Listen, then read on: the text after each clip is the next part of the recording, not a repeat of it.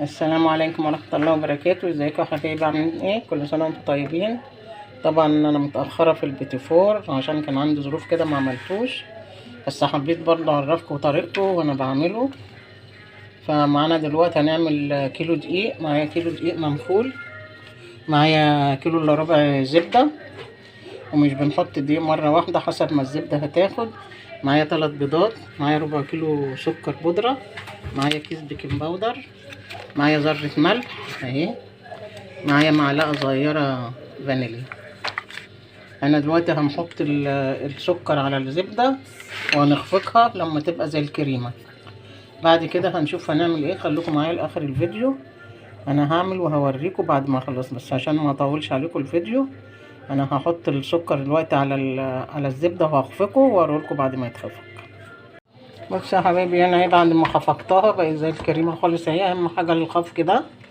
هنحط بقى دلوقتي بيضة هنكسر بيضة ونقوم بيضة كده نضيعها كده في قلب الخليط اهي. بسم الله الرحمن الرحيم. لغاية ما نجمعها كده خالص. بعدين نحط التانية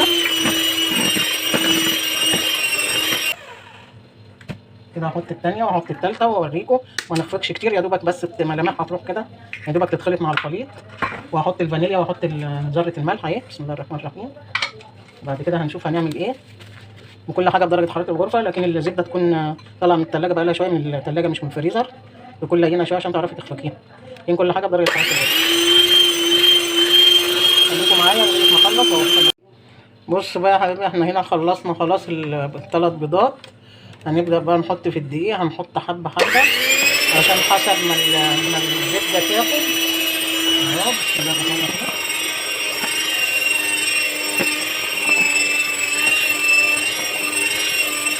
هنا نحط البيكنج باودر، هنحطه مع الزبدة والدقيق هنا كده، ما نحطوش في الدقيق عشان احنا مش عارفين الدقيق كله هناخده ولا لا.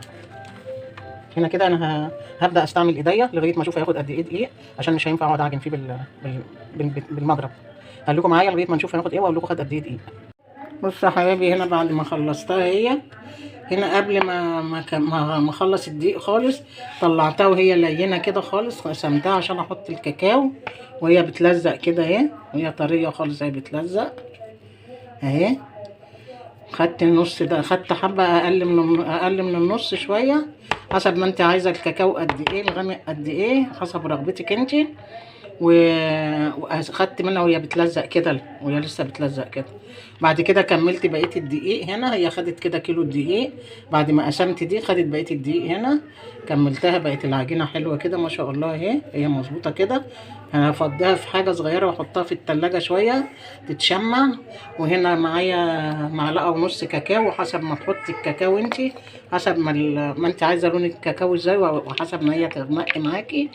هحط كده، مش هحطه كله، وهعجنه بالكاكاو واشوفها. لو خدتهم كلهم يبقى خدت معلقه ونص، ما خدتهمش يبقى هي خدت معلقه.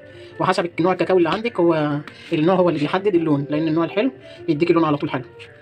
النوع الخفيف بقى بتنيكي تحطي لغايه ما تاخدي اللون اللي انت عايزاه، الدرجه اللي انت عايزاها. هعجنه بالكاكاو كده، وبعد كده احطه في التلاجة شويه تتشمع، وبعد كده نشكله مع بعض. بشكله بالقمع. انا ما بشكلش، انا بحب مش بالكيس، انا بحب اشكله بالقمع، بيبقى اسهل لي. لو انت حابه الكيس اعملي، حابه بالمكنه اعملي، اي حاجه حباها اعملي بيها، دي بقى رغبتك انت.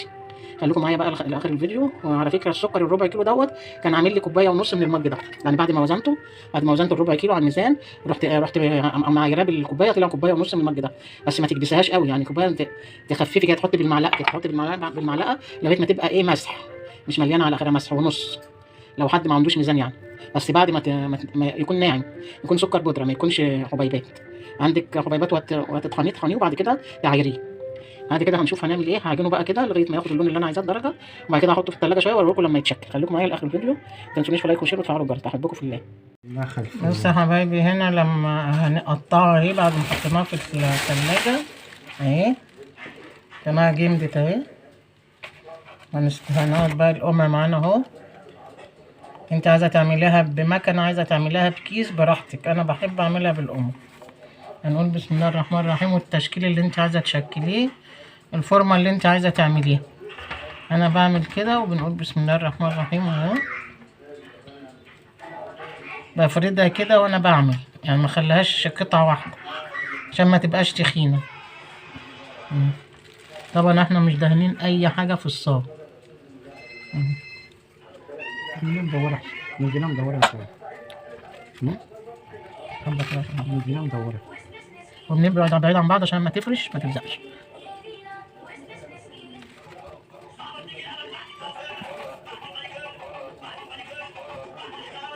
طبعا احنا حاطين اللي بالشوكولاته في التلاجة لسه لغايه ما نخلص الابيض. هوريكم بقى بعد ما نخلص، احنا عملنا كذا حاجه، اوريكم نموذج منها اهو. عايزه تعمليها مدوره واحده مثلا كده، ما تسحبيهاش اهي. اهي كده. انت في شيء كملي شوية. ايوه اهي كده. كده عشان دي فرشة قوي.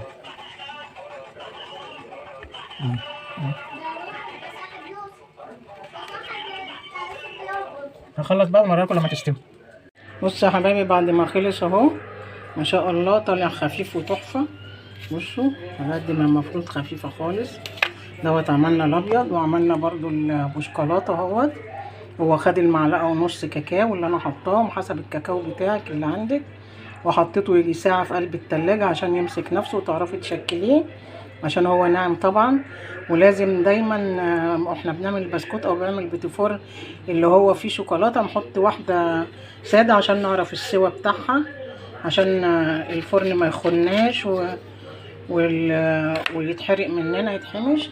فبنعرف السوا من البيضه، بنخلي حته عجينه بيضه كده وبنشكلها مع الصواني اللي هي البني.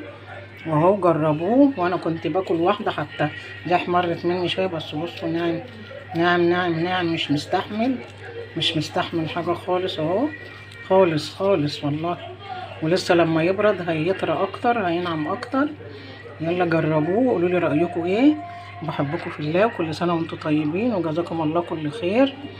وما تنسونيش في لايك وشير وتفعلوا الجرس يا احلى متابعين في الدنيا. وشكرا لمتابعتكم ليا، وما تحرمش منكم ولا من وجودكم في حياتي. والسلام عليكم ورحمه الله وبركاته.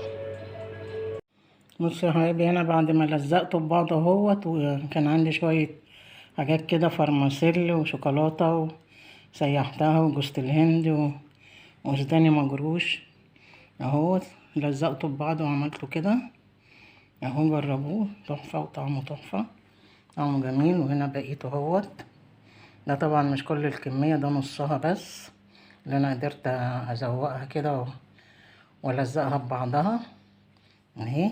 بصوا